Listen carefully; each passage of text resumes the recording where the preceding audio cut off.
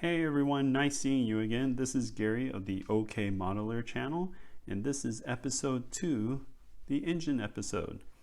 Before I get started, please click the like and subscribe button, and if you have any comments, please comment below. So let's go and get started here. So I did start putting this engine together, and I ran into a small problem. I am missing the other half of the Chevrolet head, which goes right here. The kit that I bought it a couple of years ago. It was about $10. I got it at a local modeler swap meet, and well, now it's becoming an expensive problem. So rather than just abandon this project, I decided to go ahead and purchase another set so I can get that little piece. I did not pay $6.47 for this. I paid a lot more for it. So I'm sure I could have called Monogram and see if they if they had a piece that they can send me, but that probably would have worked 30 years ago. So I'm going to go ahead and open this box, grab that piece so I can keep working on our little project here.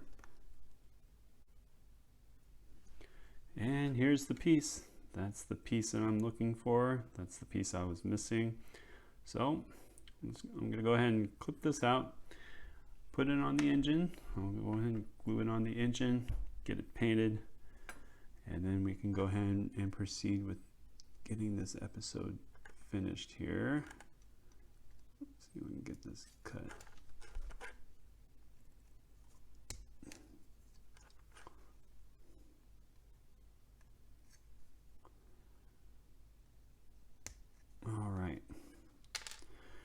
Well, I guess the best part of buying another kit is I've got plenty of spares. So if I screwed something up, I know where to get my spares.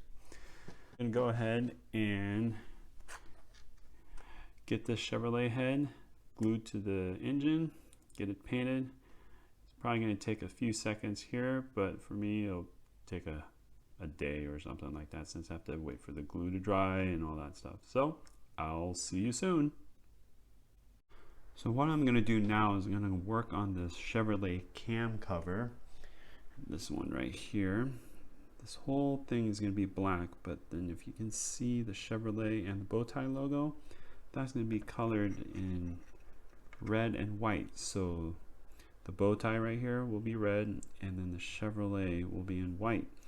The instructions say that the cover should be colored in an aluminum or white color, but I believe if I looked at all the pictures, the bow tie is going to be red.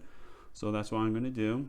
And then after that, I will put a clear coat or some sort of lacquer on there, and then paint this whole thing black, and then see if I can scrape the black off the Chevrolet logo. So we'll see how that goes. It'll probably take a day or two, since I have to wait for all this stuff to dry. But my understanding, I'm going to be using this TS13, and I hear it can be pretty bad, but it's a good thing that I got spare parts here.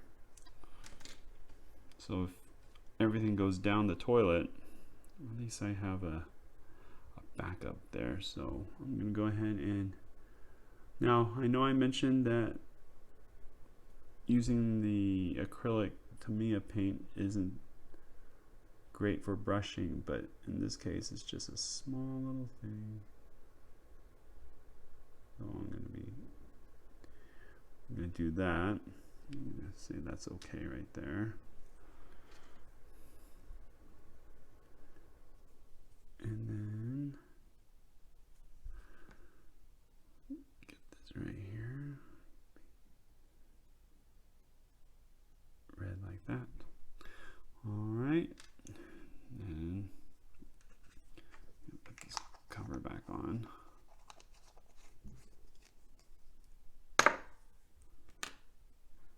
And then next thing, I'm going to go ahead and use the white. All the paint here has been previously mixed, so Alright, grab a different brush here, and then this time I'm going to paint the word Chevrolet in white.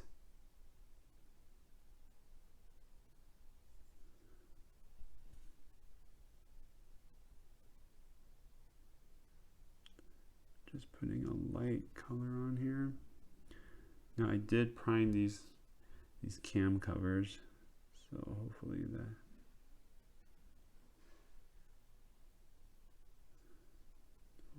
will help the paint stick a little bit. So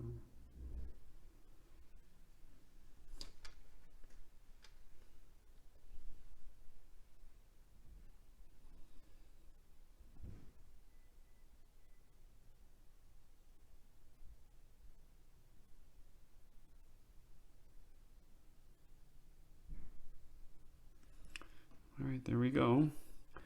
I'm going to go ahead and let these dry, and then once it dries out or dries up, I will spray the TS13 on there, and then if all goes well, I'll go ahead and paint that black. Okay, and I'm back. I painted the Chevrolet cam covers black, and here they are. You can still see the Chevrolet. So what I'm going to do now is I'm going to try to scrape this off. I saw this on another YouTube video, so let's see if this will work.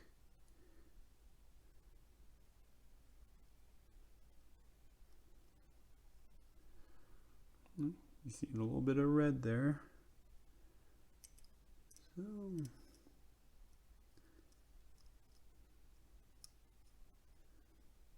alright, well, it partially worked. The logo is a little red, but it's also showing a little white, so the clear didn't really do the job that I was hoping for. But you know what? It doesn't look too bad. I'll try to maybe hand paint that. Take care of that. Let's see how the Chevrolet logo comes out.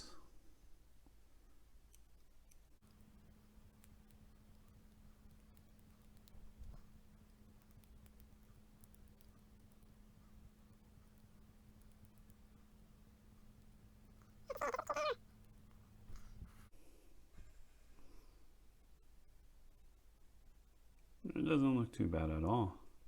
It turned out pretty good for the white one. The red one, not so much, but maybe I can call it and make it look like the engine's been used, so it's a little discolored now. So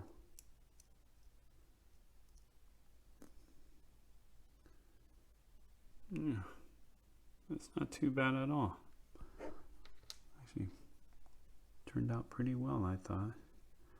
Let's see if this will for the other side.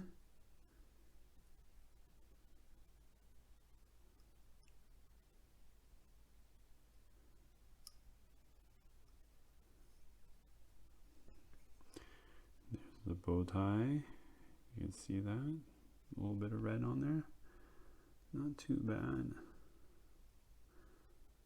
And then I'll go ahead and scrape the Chevrolet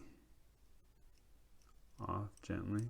So I use a flat black, the Tamiya one here. So I put a couple coats of black on here.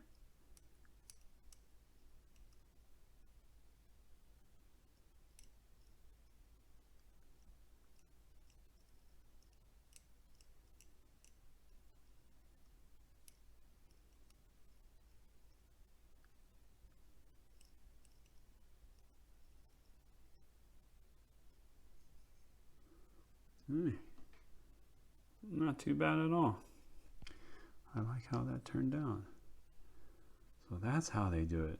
I always wondered as a little kid on how they do these things, how they make it so detailed. I couldn't do it myself with a paintbrush. Turns out it was never a paintbrush. It was all about airbrushing, doing layering and techniques. If you want to know, I learned this from the Ziggy's desk on YouTube. So I was like, wow, that's pretty cool. I've never seen that before. Here I am, a 42-year-old guy, never did that before. So that's how it turns out. You do a little dry fit on the engine here. That's how it's gonna look. Not too shabby, really. We're making progress. All right, I'm gonna go ahead and glue these cam covers on here. I'll have to scrape some paint off on this. I'll be right back. And here it is. This is what it looks like, all painted and glued together. This little Chevrolet cam cover adds a nice contrast to this aluminum motor here. This V8 motor. I have to say that the Chevrolet and the bow tie logo looks pretty good. Do need to maybe try to touch that up, but we'll see how that goes. This side doesn't look too bad. So it's a pretty cool technique, I have to say. I'm sure it's been used many times, many years, I should say. But for me, that's a first, and it turned out pretty well. All right, so I'm gonna go ahead and glue a little bit on here so we can secure the cam cover here, and then we'll go ahead and start putting more pieces together and go on the next step. All right, so next step I'm going to do is going to try to put this exhaust system on, or the exhaust, and I'm going to go ahead and start gluing it on here.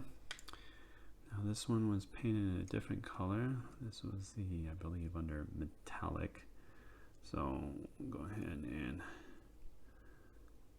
get this fitted properly. There we go. It goes there. And I'll go ahead and I'm not going to remove the paint here. I think it'll melt together and look like it's a big hot weld on there. So let's go ahead and I'm going to put a little bit of glue in this cavity spot here.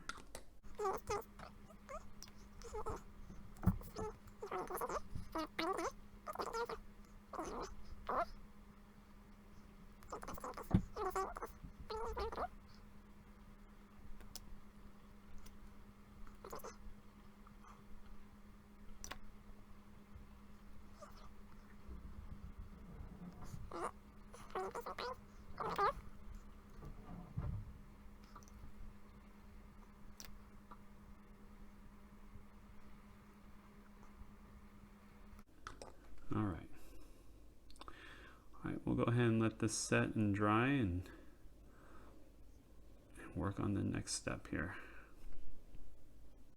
Okay, so now the exhaust is all glued in, secured in, and I checked everything else, so it should be in the right place. Looks not too bad. So, all right, well, what I'm going to do now is I'm going to work on this phlegm here. I think that's how it's pronounced, and I'm going to go ahead and start putting the little decals on here. Now, growing up, I used to just dip this in the water, dip the decals in the water, and let this soak, and then just put it on there, and pretty much easy peasy. Well, nowadays everyone's starting to use like microsol or microsol and Microsoft, I think that's what they call it. And I'm using this one called Mark Fit Strong. I've never used this before, so this would be an adventure to do. So we'll go ahead and try it today, and if it fails, you get to watch it. And these are decals that are 30 years old, so that should be interesting. Let's go ahead and see how that works. All right, so open this puppy up, move that out of the way, and then I guess, this brush is a little bigger than I thought, so I guess you brush it in the area that you're going to go ahead and put the decals on.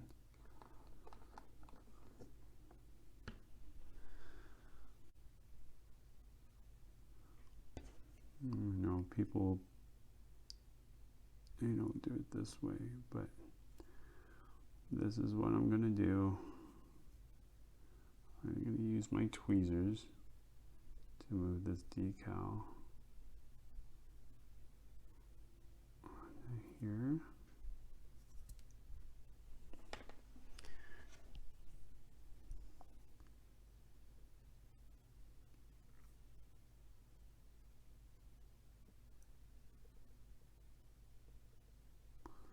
So I guess these decal placers are supposed to help make these soften the decals a little bit so they can move a little more better than water, I guess. All right.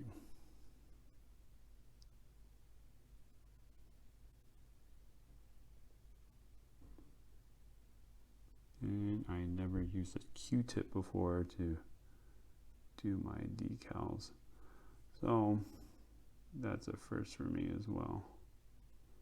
But that's okay. Looks like it's for decals that are 30 years old. It's not too bad.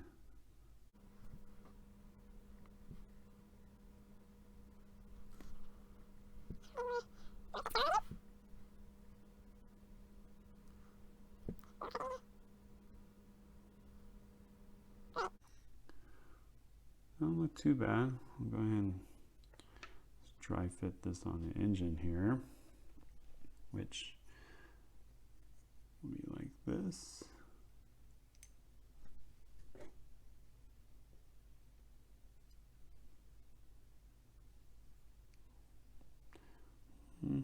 Not too bad.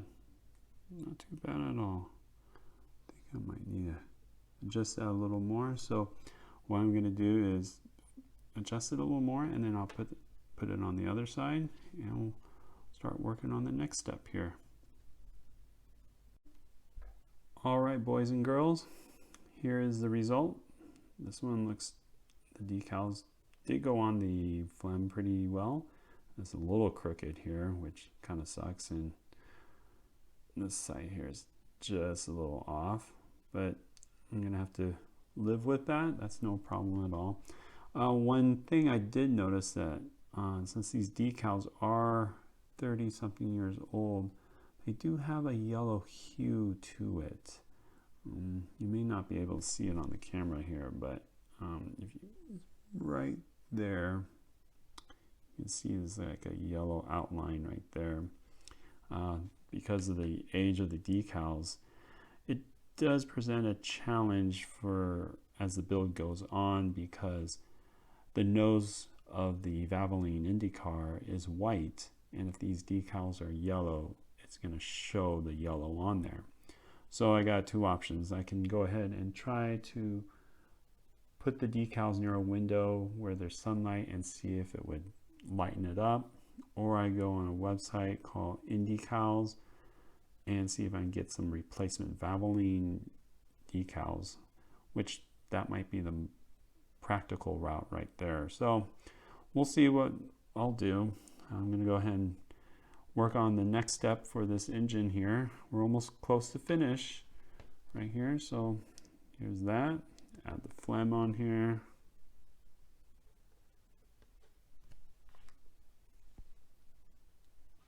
And it's not looking too bad, I would have to say. So, all right, on to the next step. Okay, it's a few days later here, and I've been dry fitting the turbocharger into the engine and realized that the fit isn't perfect when I try to join these two together here using this hole here that connects here to the exhaust. And what I found out is that the exhaust wasn't quite a perfect fit. That's probably the reason why I don't work on cars very often, because these exhaust pipes always give me a lot of trouble here. So I had to take the exhaust apart and use this thicker glue, this one right here, kind of weld it into place. And if we can take a look closer here, doesn't look too bad here, but there is a small little gap on one of the exhausts. I believe it's right here, right over here, if you can see this hole right there. So I guess this car is going to have an exhaust leak. Probably rob it some horsepower here. So what I'm going to do is I'm going to fit this turbocharger here into this little hole there. So let's go ahead and get my glue. Go ahead and wet this little box here. Not worried about the paint too much, and a little bit here. I gotta work fast since it's going to evaporate. So let's see if I can try to shoehorn this in here.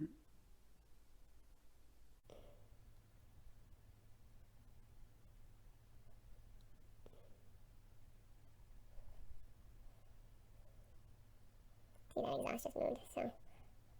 Double check on that. There we go. Also had to file parts of the turbocharger down. So it's probably going to be rocking and rolling right here. So what I'm going to try to do is I'll glue this phlegm here together. And then I should hold the turbocharge in the correct spot. Right now, I'm going to go ahead and add a little more glue to this spot right here.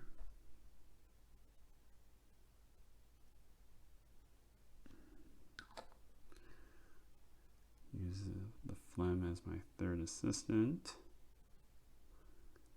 And let that glue set in.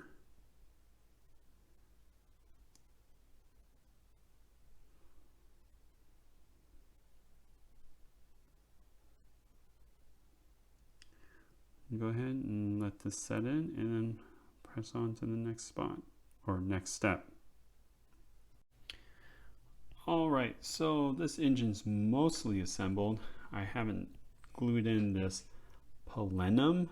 I realized in this episode I've been calling this phlegm for some reason, but it's actually plenum, so that's my bad right there. Now there's still another half of this engine where the transmission goes in, which is all the stuff that needs to be assembled. There's a transmission, some suspension stuff. So since this video or this episode's already roughly 24 minutes long, and I think I might have to split this particular episode into 2 parts, so that's okay. If you made it all the way through this 24 minute video, hey, I appreciate you watching this. Hopefully you click the like and subscribe button, and we'll go ahead and keep working on this engine. I'll see you on the next episode.